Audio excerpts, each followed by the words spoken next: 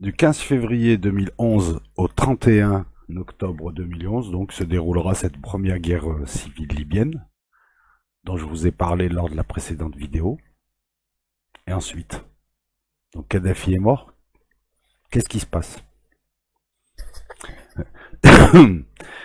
Haftar, déjà, tente de prendre le pouvoir. Et il foire, déjà. Alors Haftar, c'est un ancien officier de Kadhafi, qui a participé à des campagnes, à deux campagnes au Tchad, lorsque la Libye faisait la guerre avec le Tchad et se prenait des fessées, hein. Notamment parce qu'il y avait l'armée française aussi, hein, faut le dire, il faut être honnête.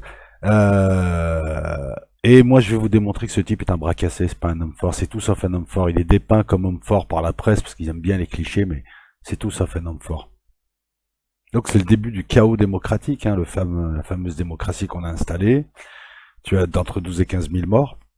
Alors lui, il foire, il s'exile aux USA. Et là, ça va être le bordel, le BHL. On va avoir 3 gouvernements. Jusqu'à 3 gouvernements. Vous vous rappelez qu'ils étaient allés là-bas pour défendre la démocratie, défendre le peuple. Le peuple est livré à lui-même. Heureusement que ça c'est tribal, mais le peuple est livré à lui-même. Il y a des exactions, les milices font peur. On tape sur les travailleurs immigrés étrangers, notamment africains. On torture, on massacre, on règle les comptes. C'est beau la démocratie, hein, exportée avec des tomahawks. Parce qu'il faut savoir que, pour la petite histoire, que l'armée française n'avait pas assez de missiles. Elle a demandé à Obama de l'aider. Vous voyez, on n'a même pas les moyens de notre fourberie, quoi. On a quoi? On a des islamistes indépendants. Des islamistes. On a Al-Qaïda, on a Daesh, on a des rebelles tchadiens, on a des Soudanais. Et au milieu, on a le peuple. Désemparé qui manque de tout, d'un coup, hein, parce qu'en plus, c'est pas un peuple qui était préparé à ce désordre. Le choc. Beaucoup de Libyens se barrent, hein. Tous ceux qui ont de l'argent se barrent à l'étranger. Ce qui est marrant, c'est que nous, on va pas accueillir les Libyens. Parce que souvent, les réfugiés arabes se partent en pays arabe, hein. C'est ce que les gens ne comprennent pas aussi. Les réfugiés arabes, par exemple les Syriens, ou partent en pays musulman, la quasi-totalité des Syriens réfugiés, enfin la grosse majorité, elle est en Turquie, elle est pas en France. En France, qu'on a accueilli, c'est ce qui provient de la brèche libyenne, qui était un verrou. C'est ça. BHL rime avec bordel. Oui, je sais, c'est un bon mot que je répète, mais bon. En 2012, il y a des élections. Le CNT, vous savez, ce cache-sexe laïque avec quelques révolutionnaires de palace, est remplacé par le Congrès Général National. C'est le premier gouvernement, c'est des islamistes. On a installé des islamistes au pouvoir, les islamistes qu'on combat, soi-disant, prétendument, depuis 2001. Qu'est-ce qu'ils font? Bah, comme des islamistes, hein, 3 Allahu Akbar, et on installe la charia. Après, tout est haram. Les mouches, l'air, si tu respires, si tu clignes les yeux, tout est haram. Enfin, des islamistes, vous savez, des pointeurs qui font semblant. Et eux, c'est bien, hein. Ils ont un mandat jusqu'en 2014. En janvier 2014, ils décident de prolonger leur mandat, hein. Bah oui, les islamistes. Ils étaient là pour... ils se sont dit, ouais, super, on a le pouvoir, maintenant on reste, la fin de l'année. Ils ont servi, ils vont servir encore à entretenir ce chaos. C'est là où on voit l'indigence un petit peu de notre gouvernement et on voit le déclin un petit peu. Comment dire ça? Les grandes puissances, les USA se désintéressent de la Libye et les puissances moyennes comme notamment la France se disent c'est nous qui allons faire le jeu. Et elles y arrivent pas. Bah ouais, parce qu'elles sont en train de se faire doubler par les Russes. Les Italiens ont la haine parce que les Français les ont écartés alors que c'était leur zone d'influence. En plus, ils s'entendaient bien avec les Libyens. Et là, tout ce qu'a fait la France, elle l'a perdu. Vous allez voir, je vais vous expliquer pourquoi. Donc ça navigue à vue. Et pendant ce temps, bah, les islamistes... Alors les islamistes, on les laisse un peu pour qu'il y ait le chaos, justement, et pour qu'il y ait des migrations. Une migration massive. Et puis pour qu'on ait ensuite un prétexte pour revenir là-bas. Il sera temps de les éliminer un peu plus tard. Pour l'instant, voilà. Il faut les laisser faire un petit peu. Donc jusqu'en 2014, c'est le bordel. Je suis désolé de le dire comme ça, mais c'est vrai. Et en 2014, Haftar revient des USA. À l'époque, on disait de lui, c'est l'homme des USA. Il revient, il veut faire l'homme fort. ce bras cassé. Il revient, il veut faire l'homme fort. Il commence à s'attaquer aux islamistes. Il est en Cyrénaïque. Il est à l'ouest. Alors Haftar, vous le voyez, hein, c'est le type qui a l'uniforme là. Maintenant, il est passé maréchal. Hein, il s'est autoproclamé maréchal. Demain, je sais pas, il va être maréchal intergalactique ou. C'est un gros bras cassé qui met 3 ans péniblement pour chasser les islamistes de l'est de la Libye, avec l'aide décisive de l'Égypte et des soutiens aériens. De temps en temps, on voyait des avions venir bombarder, repartir. Tout le monde savait que c'était les Égyptiens. L'AFP faisait semblant de pas savoir. Et donc, il décide donc de nettoyer Benghazi notamment. Il va mettre 3 ans pour reprendre Benghazi. Il reste encore des islamistes qui se sont réfugiés du côté du CGN. Enfin, du CGN, du GNA. On va y venir. Pour l'instant, donc, il va affronter le Conseil général national qui a décidé en janvier 2014 de poursuivre son mandat. Hein.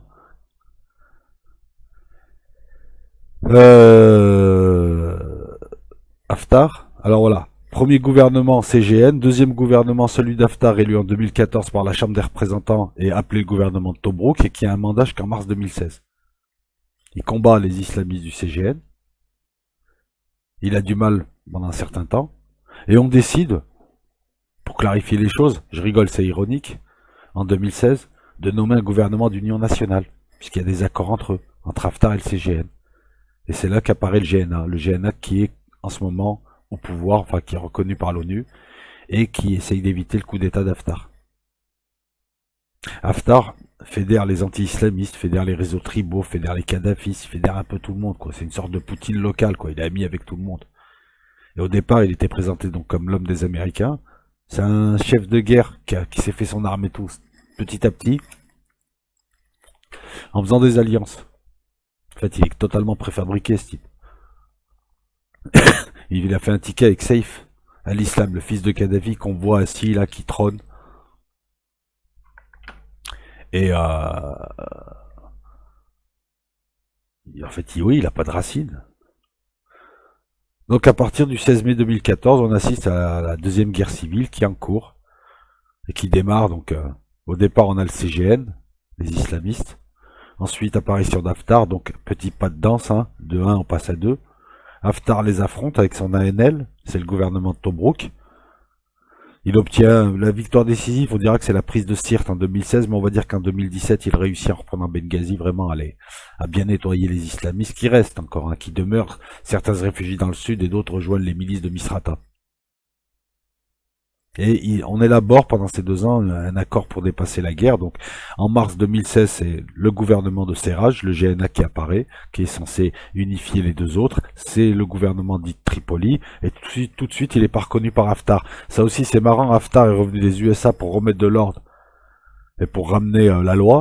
Et la première chose qu'il fait, lorsque des accords sont faits et qu'un gouvernement a été nommé gouvernement d'union nationale, c'est de ne pas le reconnaître et de foutre le bordel. Comme si on voulait encore entretenir le chaos. En mars 2016, donc Serraj du GNA il est reconnu par l'ONU, par l'ensemble des grandes puissances. Le 17 mars, Haftar, lui, le refuse. Lui et le gouvernement de Tobrouk déclarent refuser. Donc il renie les accords de Skirat qui ont été conclus entre lui et le CGN pour arrêter la guerre. Et depuis, il y avait un statu quo.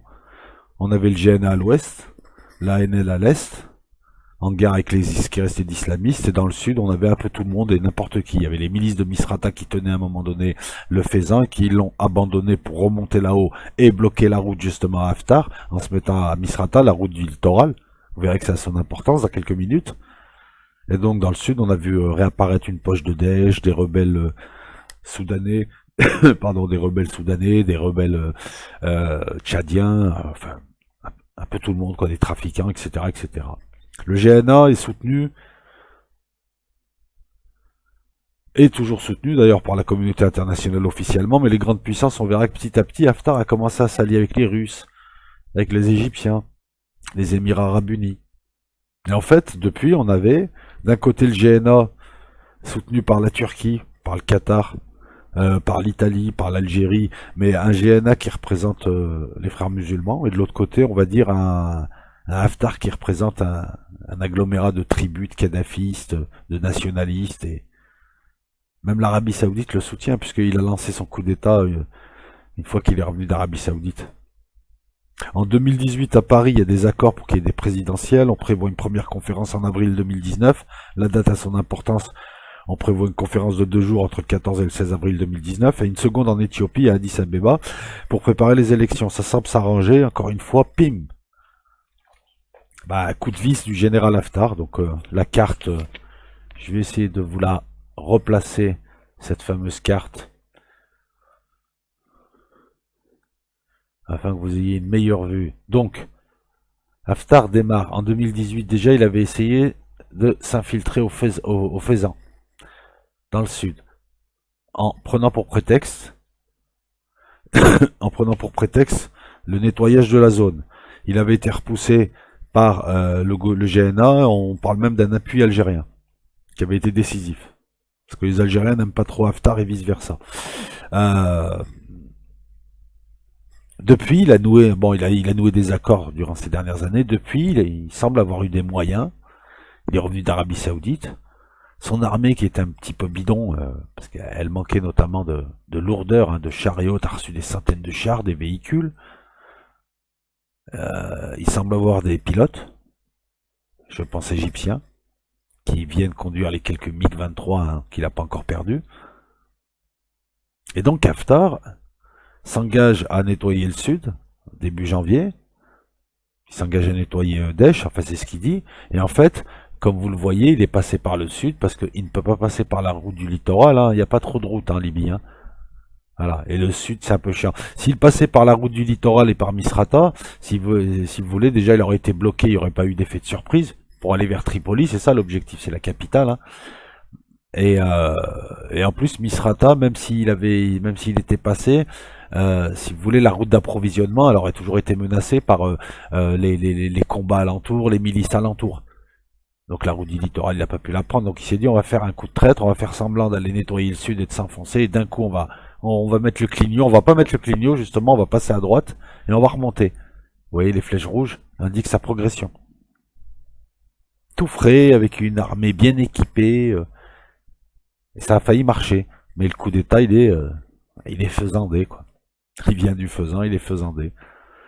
Alors en s'engageant dans le sud, il a provoqué un reflux de rebelles tchadiens notamment, qui sont repartis en colonne vers le Tchad, ce qui a provoqué un appel à l'aide du Tchad à l'armée française, comme quoi on n'est pas sorti de la France-Afrique, et là c'est l'armée française qui a été appelée, pour bombarder du 3 au 6 février, hein, dans le désert d'Enedi, des frappes décisives, hein, puisque la colonne a été plus ou moins décimée, et la menace a été écartée. Et le 4 avril 2019, donc après être passé par le sud, avoir contourné Misrata, il donne l'ordre de remonter sur Tripoli. C'est un coup d'état basé sur la vitesse, la surprise, personne s'y attendait.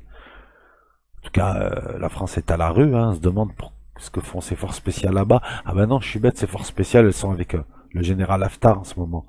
C'est ça qui est bien, parce qu'avec lui, vous avez tout n'importe qui, vous avez les forces spéciales françaises et russes qui l'aident.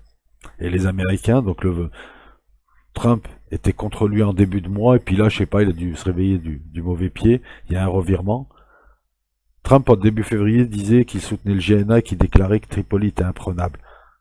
Fin du mois de février, enfin, on va dire en avril, il s'est découvert d'un fil, et comme d'habitude, revirement, oh bah finalement, je soutiens Haftar. Apparemment, il n'avait pas mis au courant l'état profond que c'était Haftar qui devait unifier. Et donc Haftar sert à ses brigands à nettoyer, à effacer les traces et à tuer les complices, comme dans un film, hein. Les gros tuent le petit, ils utilisent d'autres petits, et ils les éliminent un à un pour pas laisser de traces. Après avoir éliminé leur ambassadeur, après avoir éliminé... Vous voyez, donc là on élimine ces milices islamistes qui ne servent plus. Bon, ils ont pris un bras cassé, mais... Donc, le GNA a été dépassé. Le temps de mobiliser, le GNA, le problème, c'est qu'il n'a pas des forces propres. Il doit se servir des milices environnantes, les milices de Misrata, toutes les milices de l'Ouest. Donc, le temps de les mobiliser, Haftar était déjà dans la banlieue de Tripoli. Il a avancé très vite, et là, il a été bloqué. Alors, il est aidé par les Russes, il est aidé par les Français, il a de l'argent des pays du Golfe. Tout le monde s'est mis avec lui, sauf la Turquie et le Qatar, qui soutiennent le GNA et l'ONU. Mais l'ONU, on lui a dit, on s'en fout. L'ONU a dit à la France, à l'Angleterre, à l'OTAN, mais vous faites quoi? Vous m'aviez dit que... Non, non, on s'en fout. On fait semblant de soutenir le GNA, mais en fait on soutient Haftar. Bon, là, au moment où je poserai la vidéo, la situation s'est clarifiée. La France a été hors jeu, et c'est les Russes qui ont repris la main, puisque c'est eux qui soutiennent Haftar. Et bizarrement, vous voyez, regardez, c'est à ça qu'on voit qu'on perd notre prestige. De tous les brigands, il n'y a que nous qui avons été dénoncés par le GNA qui a rompu ses relations avec la France. Pourquoi il n'a pas rompu ses relations avec la Russie, c'est faux cul aussi. Parce que les Russes représentent quelque chose. On est en relations internationales, c'est la loi du plus fort, la France ne représente rien, donc on peut la dénoncer. On dénonce pas les USA, on dénonce pas les Russes, on dénonce pas les autres, parce qu'ils servent à quelque chose. C'est à ça qu'on voit que. Et nous avons des services secrets qui ne vont rien venir. Parce que le coup d'Haftar, ils l'ont pas vu venir. Parce qu'on continue, on soutenait Haftar au début, ça se voyait. Les milices de Misrata, les milices de l'Ouest s'organisent très vite, beaucoup plus vite que ne le pensait Haftar. Ils arrivent à le bloquer, ils arrivent à le repousser. Il y a des avions d'abattus, il y a des morts, mais le coup d'État pour l'instant s'enlise à une quinzaine de kilomètres dans la banlieue de Tripoli et n'avance plus. Il recule même sur certains fronts, puisqu'un deuxième front a été ouvert, comme vous pouvez le voir sur les flèches. Hein. Deux doigts qui remontent, plutôt qu'un. Mais c'est bloqué. Et s'il avance aussi vite, c'est que c'est du désert aussi. Hein. Il y a quelques casernes, 2-3 aérodromes qui sont tombés, mais la conférence, bien évidemment, est reportée. Hein, la conférence qui devait arranger les affaires de tout le monde, sauf de ceux qui ont fait en sorte qu'elles soient reportées. Et voilà. Voilà où on en est. Là, on en a à peu près à 300 morts, à peu près à 1300, 1500 blessés, 12 000 déplacés. L'ONU qui pleure, mais l'ONU qui sert à rien puisque l'ONU n'a pas de force. Et si les gros, les cinq gros décident quelque chose, ben, l'ONU est obligé de suivre. Donc Antonio Gutiérrez, le secrétaire général de l'ONU, pleurniche et a jeté l'éponge. Donc voilà, apparemment Trump et la France ne sont au courant de rien. L'Italie est contente parce que la France se fait sortir par les Russes, de la même manière qu'elle a sorti l'Italie. C'est un coup de l'État profond US, c'est un coup qui se sert des Émirats Arabes Unis, qui laisse faire les Russes, enfin tout le monde y est mis. Et la bataille de Tripoli actuellement sera décisive. Hein. Donc soit Haftar est refoulé, il passe pour un con, et éventuellement Saif al-Islam apparaît, parce qu'on parlait d'un ticket entre lui et Saif al-Islam, et moi je les soupçonne de vouloir laisser revenir le fils Kadhafi, donc de restaurer la situation telle qu'elle était avant, mais ils peuvent pas le dire officiellement, parce que ça serait reconnaître la débâcle de l'OTAN, qui aurait détruit un pays pour rien, puisque le fils reviendra à la place du père. Donc je les soupçonne de soutenir Haftar pour que Saif al-Islam revienne, et que si Haftar est trop bras cassé à un moment donné, bon bah ils vont dévoiler leur jeu. En tout cas, les gens ils ont l'habitude de faire et défaire, hein. On l'a vu à plusieurs fois, à reprises. Hein. Regardez Bob Denard aux Comores, il a enlevé un président, il l'a remis, il a enlevé celui qu'il avait mis, etc., etc. Soit la ville est prise et Haftar réussit son coup, soit il est refoulé. Alors, on va faire un petit peu le point là, au moment où je vous parle, la situation est encore incertaine. On assiste à une rivalité entre le GNA et la NL, une rivalité entre frères musulmans d'un côté et on va dire nationaux de l'autre, hein. Enfin, c'est un petit peu caricatural, une rivalité entre tribus, une rivalité entre milices, parce que vous avez des milices, par exemple celle de Misrata, certaines aimeraient bien basculer du côté d'Haftar, mais elles basculent pas, parce que vous avez de l'autre côté des milices rivales qui y sont, comme la 9e brigade, par exemple, qui est rivale avec, etc., etc., des histoires de cours d'école. Donc vous avez une rivalité sur des rivalités, vous avez une rivalité internationale, qui bizarrement se caractérise par une entente entre les Russes et les Américains, puisque les deux interviennent, enfin, un laisse faire et l'autre intervient avec Haftar, dans l'Est.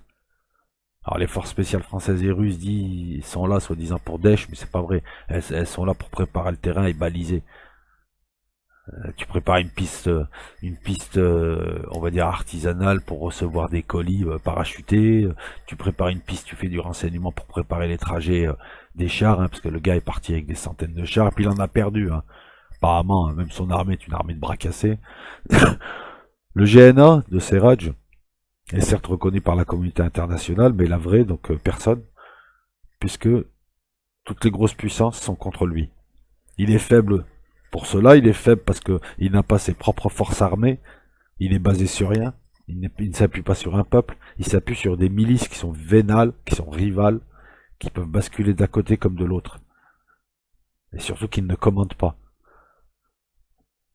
Ses soutiens, c'est la Turquie, l'Algérie, l'Italie, le Qatar, autant dire Walou, quoi. Et les islamistes de Benghazi. En plus, Daesh, qui s'est réveillé hein, comme une maladie, hein, c'est comme un tic, s'est mis à taper des deux côtés. Donc moi, je donne peu de cas de ce gouvernement-là, puisque les gros n'en veulent pas, et que c'est pas le gouvernement de Bachar el-Assad, là. Il tiendra pas, voilà, une semaine. Déjà là, c'est un miracle. Haftar, le nom à la con en plus. C'est des jeunes. Là, Haftar, c'est déjeuner, non Haftar. L'ANL, le gouvernement de Tobruk, lui, c'est un homme préfabriqué. C'est l'homme, c'est pas l'homme fort, c'est l'homme à tout le monde. C'est l'homme à tout le monde. Ils le font tourner. Non, mais c'est vrai, pas dans les caves, dans les déserts, mais bon, sous les tentes.